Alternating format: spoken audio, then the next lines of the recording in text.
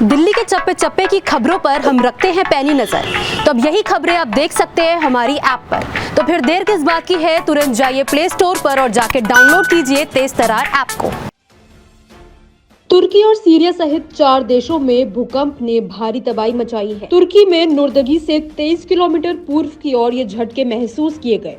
इसका असर सीरिया तक देखने को मिला। वहीं भूकंप की वजह से कई इमारतें धराशायी हो गई। आपको बता दें कि रिएक्टर पैमाने पर भूकंप की तीव्रता 7.8 मापी गई। वहीं सैकड़ों लोग अभी भी मलबे के नीचे फंसे हुए हैं और कई लापता है। मृतकों का आंकड़ा और बढ़ने की आशंका है। तुर्की में 7 दिन के राष्ट्रीय शोक की घोषणा तक की गई। जानकारी के मुताबिक तुर्की और सीरिया में कम से कम 3,800 लोग मारे गए और करीब 15,000 से लोग घायल हुए हैं, जिसके चलते देश के उपराष्ट्रपति फिएट ओक्टे का हवाला देते हुए रिपोर्ट में बताया गया कि 10 शहरों में 1700 से अधिक इमारतें क्षतिग्रस्त हो गई है। वहीं सीरिया में कम से कम 783 लोग मारे गए और 639 घायल हुए। इजराइल और लेबनान में कई मौतों की आशंका जताई जा रही है। भारत ने तुर्की को हर संभव मदद का भरोसा दिया है। इसी के तहत एनडीआरएफ की टीम और विशेष प्रशिक्षित डॉग स्क्वाड को तुर्की के लिए रवाना किया गया। डिप्टी कमांडर दीपक तलवार ने बताया कि इस टीम में 47 एनडीआरएफ कर्मी और वरिष्ठ अधिकारी शामिल हैं, जो संयुक्त राष्ट्र के दिशा निर्देशों के अनुसार कार्य करेंगे। तुर्की और सीरिया की सीमा के दोनों छोरों पर निवासियों की नींद भूकंप से उड़ गई।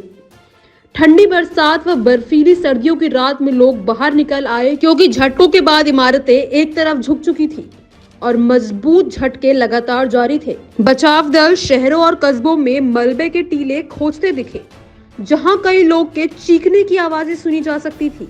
भूकंप के झटके काहिरा तक महसूस किए गए। अमेरिकी भूवैज्ञानिक सर्वेक्षण के अनुसार भूकंप का केंद्र गजियातेप से करीब 33 किलोमीटर दूर और 18 किलोमीटर की गहराई पर था। यह सीरिया सीमा से करीब 90 किलोमीटर दूर उत्तर में है। भूकंप के बाद करीब 20 झटके महसूस किए गए, जिनमें से सबसे शक्तिशाली झटका 6.6 की तीव्रता का था। तुर्की के राष्ट्रपति रजब तैयब एर्दोवान ने घटना के तुरंत बाद बचाव दलों को मौके पर पहुंचने के निर्देश दिए। बचाव कर्मियों के अनुसार तनावपूर्ण स्वास्थ्य सुविधाएं और अस्पताल जल्दी ही घायलों से भर गए थे और मृतक व घायलों की संख्या काफी अधिक थी।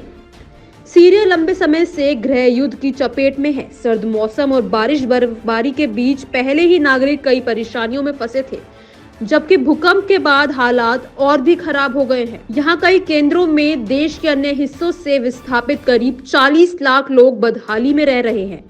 सैकड़ों परिवार मलबे में फंसे हुए हैं। तो वहीं मौसम विभाग के मुताबिक भूकंप ऐसे समय में आया है जब पश्चिम एशिया बर्फीले तूफान की चपेट में है।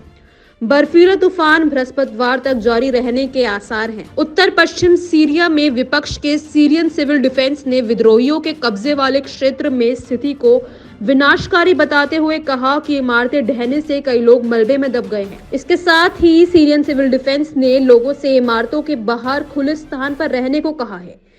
तुर्की की आपदा एवं आपातकालीन एजेंसी ने पहले बताया था कि 7 प्रांतों में कम से कम 76 लोगों की मौत हुई है, जबकि 440 लोग घायल हुए हैं। इसी के साथ भारत के प्रधानमंत्री नरेंद्र मोदी ने भूकंप की घटना पर दुख जताया। उन्होंने कहा कि तुर्की में भूकंप के कारण जनहानि और संपत्ति के नुकसान से वह दुखी है। भारत तुर्की लोगों के साथ एकजुटता से खड़ा है और इस त्रासदी से निपटने के लिए हर संभव सहायता देने को भी तैयार है। ब्यूरो रिपोर्ट, तेज तर्रार। अगर आपको हमारी ये वीडियो पसंद आई हो तो इसे लाइक एंड शेयर करना बिल्कुल न भूलें।